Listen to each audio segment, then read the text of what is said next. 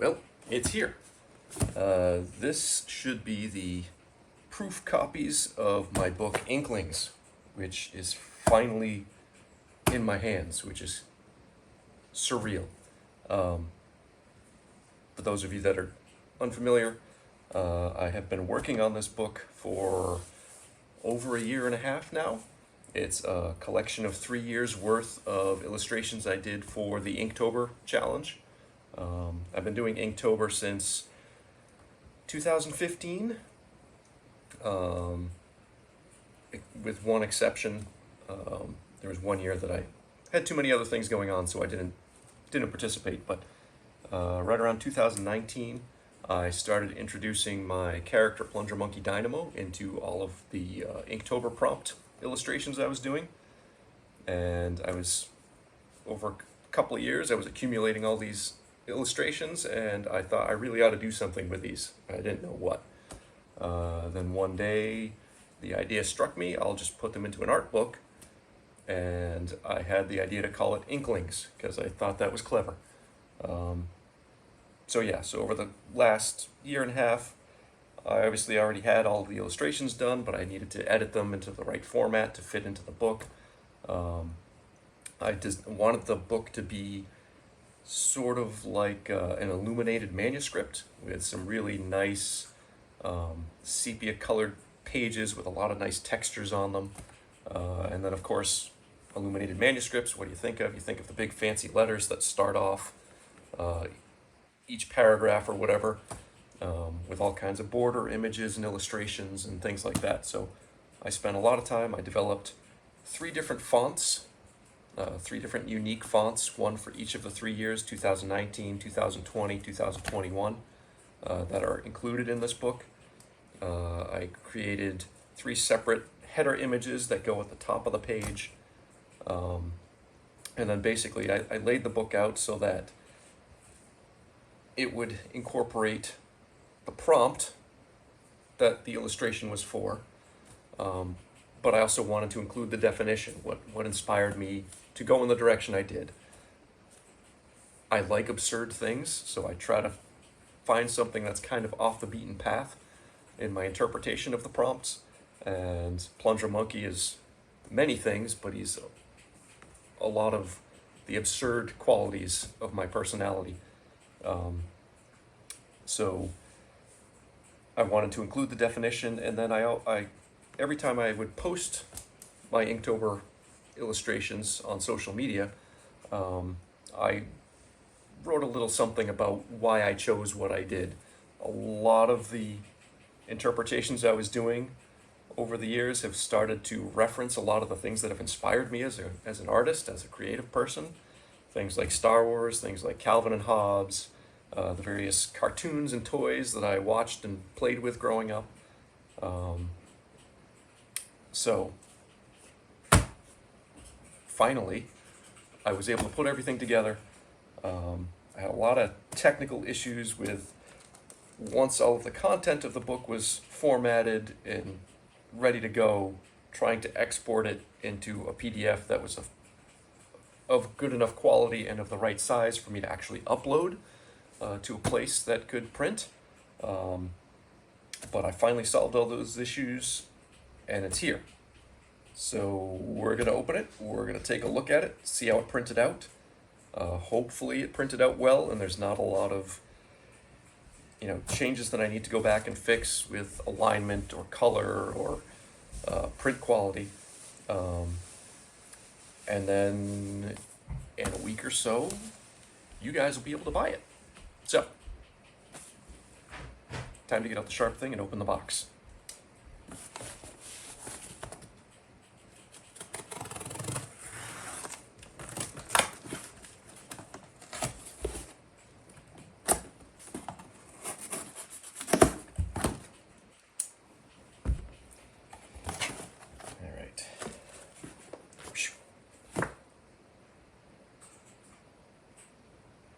Yes, this is definitely surreal, holding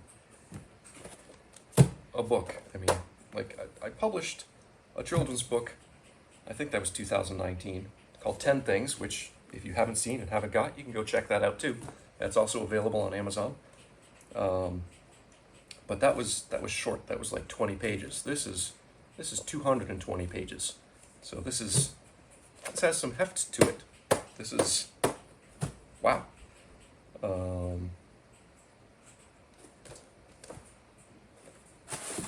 So I think, one of the challenges was when I uploaded, particularly the cover image, they kind of give you the crop marks of where, the trimming is expected to happen and all that, what the spine width is.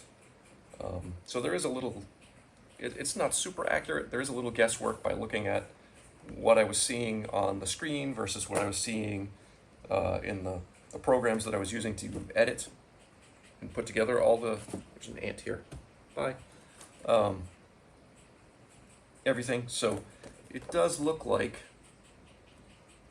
the title I need to shift over and down a little bit just to be more pleasing to the eye. And maybe my name at the bottom too could stand to go over that way a little bit. But surprisingly, the corrections I made to the spine after my original uploads, just eyeballing where it looked like it was going to have to go, I got that pretty spot on, so that's pretty cool. Blurb on the back cover probably needs to go that way a little bit, just to be centered. But, I mean, everything printed sharp. The cover quality is really nice. So now we got to look inside.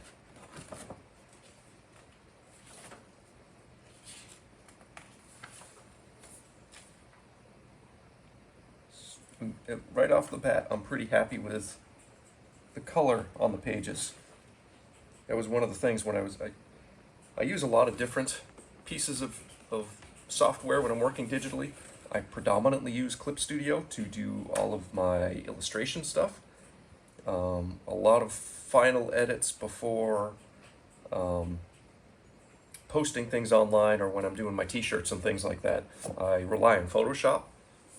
It's just more convenient. The tools are better for the tasks that I need to do.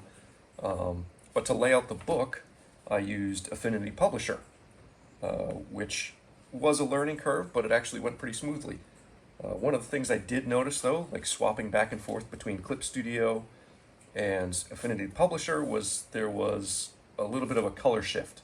So the overall color of this sepia ink-stained paper that I was going for, that I created completely digitally, I was going for a warmer sepia orangey yellow kind of feel to it. And when I would bring it into Clip Studio was adding a bit more cooler reds, cooler blues to it. So I wasn't entirely sure how it was going to print, because there's that whole color conversion process from RGB to CMYK and all that stuff. But I have to say, it's pretty accurate to what I was looking at and what I was intending. So that's awesome. All of the pages so far seem to be lined up. The text is printed nice and sharp. And that was another thing that I was struggling with, because I knew I wanted a bigger format book, with it being an art book. It was really tough to judge, what size should the font be so that it's legible. And I picked appropriately, I guess. All right, now we're getting into some of the pages with the actual art, and man, yeah, that looks nice and sharp. So that was another one of the challenges, was when, like I mentioned, the PDF process before. I had a heck of a time trying to export the PDF of all of these pages in a format that was, or in a file size that was within the limits for the upload restrictions. Like I said, 220 page book. When I was exporting from Affinity Publisher as a PDF, it was generating a document that was 2 gigs, and the maximum upload file size is 650 megs. So quite a bit of a difference there. The solution that I had found was I exported everything from Affinity Publisher as TIFF files, which I then opened in Photoshop and used Photoshop's automated create PDF presentation function, and that I was able to produce a file that was 400 megs or so.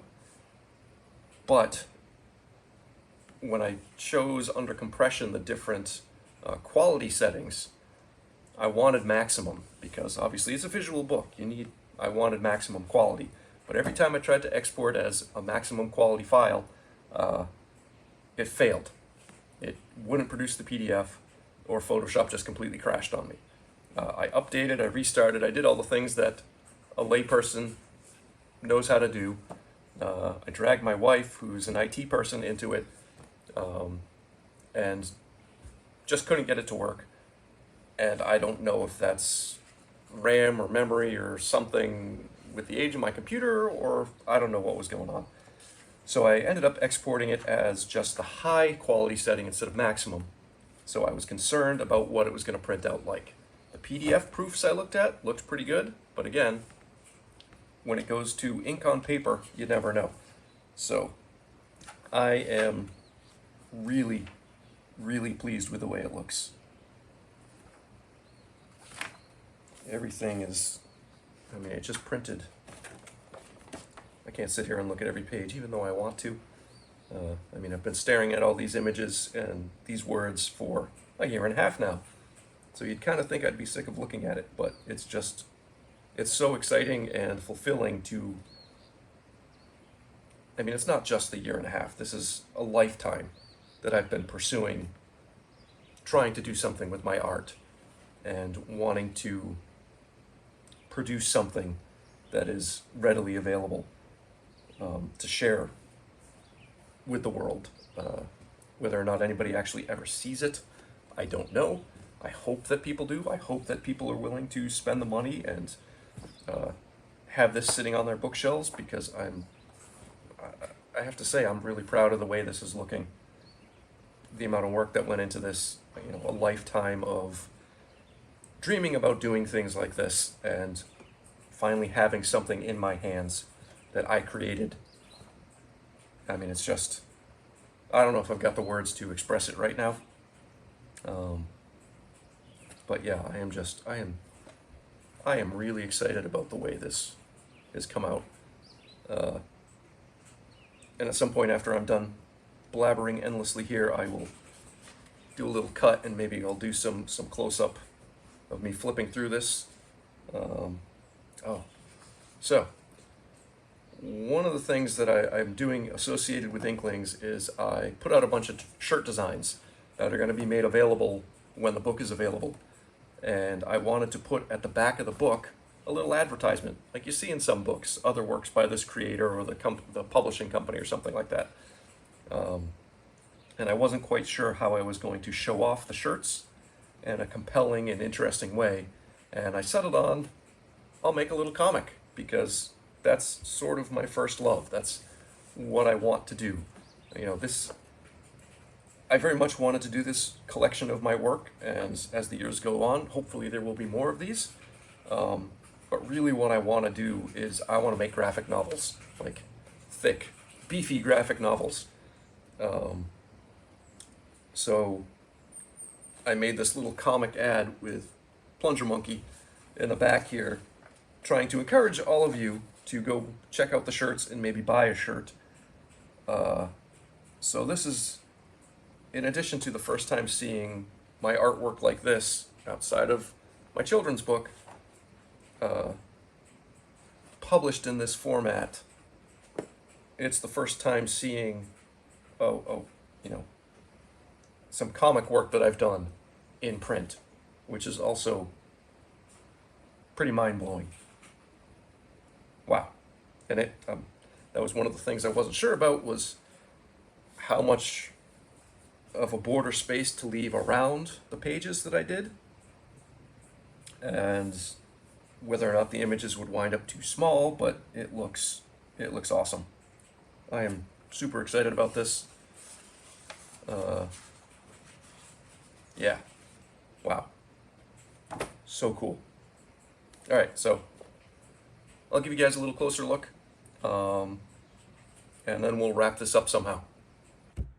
All right, time to take a look at the guts of the book. So like I said, here's the cover. You know, this is not for resale. This is just my author's proof copies that I ordered to check the print quality. But you can see title kind of needs to go that way a little bit. Maybe it needs to be shrunk down rather than moved. Just a little tuck in from that side.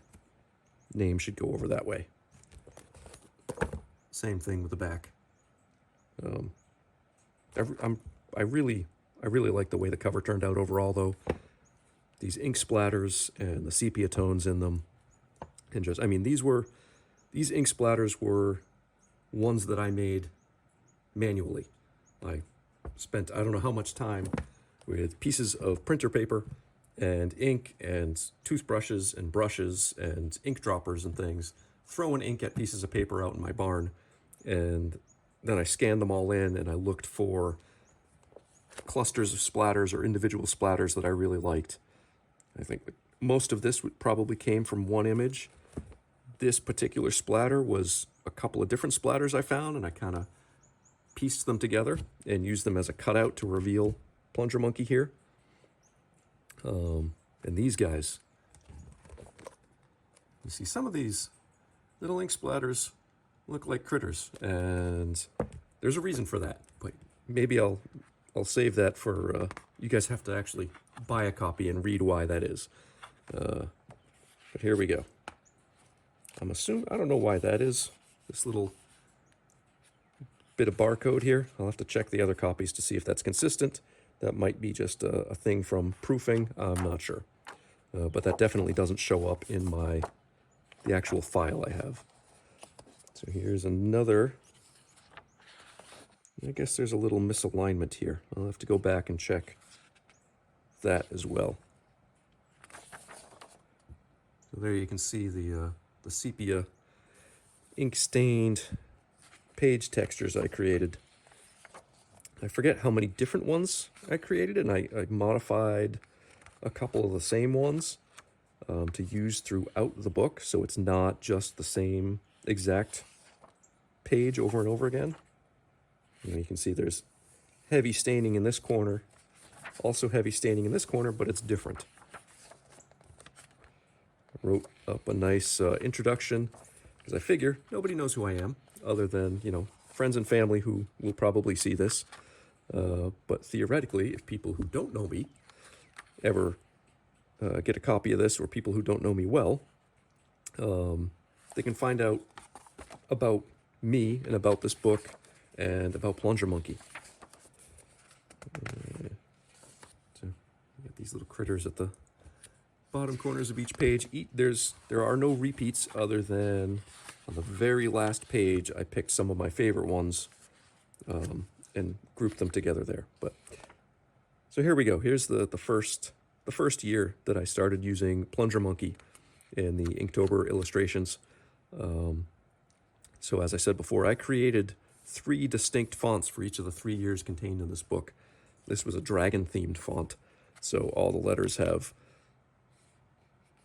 you know, fins and whatever you call these. I don't know what you call them other than fins, but and then some of the capital letters have scales in them. So I created a custom brush to be able to paint all these scales. I didn't sit here and paint each scale individually, although if you know me, that would probably be a fair guess to assume that I would do that. But no, I sped things up. I created my own brushes for the scales. There we go. Page 1, first Plunger Monkey Inktober illustration. So here you can see at the top of the page, that's one of the header images. That's the PM. Okay, we'll try that again. I don't know if that's because I brought the book too close to the camera just a second ago, but I lost visual there for a minute. So maybe I won't bring the book as close this time.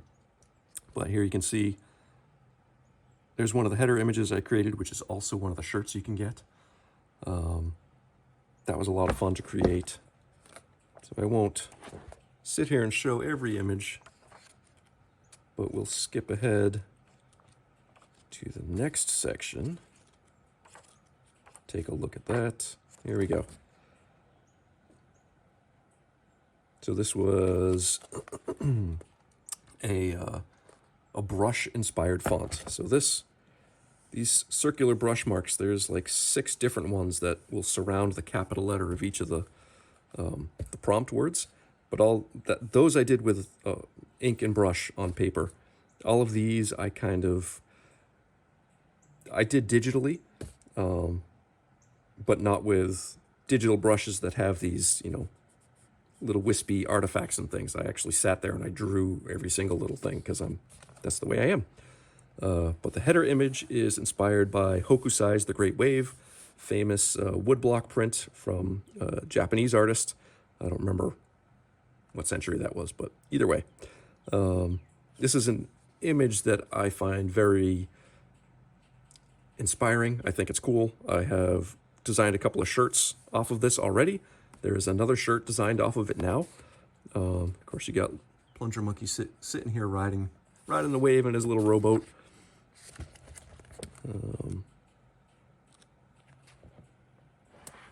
This is actually one of the other shirts that's out. I put it out after Inktober of 2020 because I liked the image. One of my sons was really gung-ho about the image because he's read the manga that this was inspired by. So I turned that into a shirt and is now also associated with this book as one of the shirts you can get. I'm really happy with the print quality. Nice and sharp, colors are great.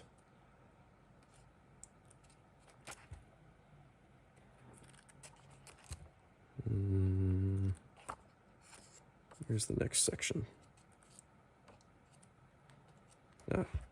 Here's 2021, the last year included in the book. This font is if you can't tell, a squid font. So lots of little tentacles and suction cups on all of these little letters. And there we go. There's the header for this year, a squid. I love squids. I love cephalopods. All right, so this is looking pretty awesome. There are some little white edges, which I'm not sure why that would happen. I will have to look into that and figure out why that might be. And I'll have to check the other copies to see if that's a problem too. It's supposed to be a full bleed. So the top edge looks good. Bottom edge is mixed, you can see. At least on this copy. Side looks good. So I'll have to do a little investigating about what might be causing that. Get to the end, we get a little epilogue, goodbye, and here is that comic book Plunger Monkey ad to encourage y'all to go buy some shirts too. So that's so cool, just seeing my comic work in printed form at this point. Neat. Yeah, this has that little bit of a white edge on this. This is the same image that was at the front. So I'll have to go double check my files and see if that's an issue, or just go check other copies to see how that printed. But there you have it. There is my first art book. Couple of little tweaks, like I said, the title and all that. I gotta make some shifts. I gotta check those little white edges shouldn't be there. They're not on every page, so I don't think that's a misalignment in my file because of the way the files are generated. They're created with, not to get overly technical and complex, they're created with master pages. So I create a singular page that has, let's say this texture on it that I want, and then I assign it. I can assign it to every single page if I want to. So it's not like each individual page has its own alignment issues. It's all based off of that one master page. So if the master page is fine, then all the other pages should be fine as well. So I don't see a real rhyme or reason for why that's happening, but I'll have to look into that. So anyway, I got 5 of these copies because that's the maximum number of copies I can get in one order. I've got 5 people in my family, including myself, so I'm going to go distribute these and ask that they take a look through them and look for defects or problems or even misspellings if they happen to do any reading of the book. Cool. So hopefully by July 10th, I will have all the corrections made and this book will go live and be ready for sale through Amazon. And I will do another video and be posting all over social media when that happens. And hopefully, if you're seeing this or if you follow me on social media, whether you know me personally or not, hopefully you'll help spread the word, because I'd really like to have this take off. I'd really love for more people to fall in love with Plunger Monkey, so I can start my Plunger Monkey empire. But for now, I need to get to work.